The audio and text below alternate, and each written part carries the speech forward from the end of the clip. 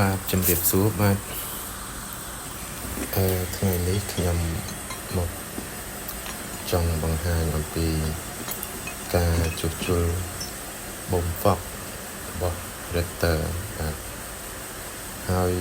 សម្រាប់បូមនេះមានភ្ញៀវគាត់បានដោះរួចរាល់ទៅហើយមានការកែច្នៃជា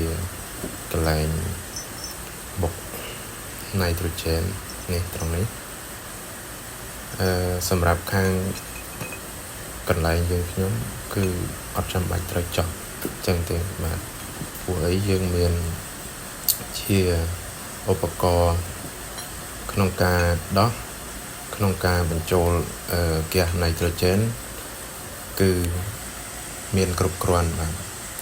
ហើយការដោះការអីក៏អត់មានស្នាមអីដោយខ្លាំងមើលទៅ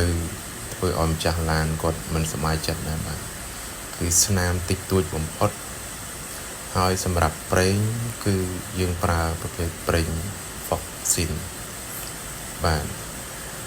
សូមធ្វើការបង្ហាញប៉ុណ្ណេះបាទបើបងប្អូនមាន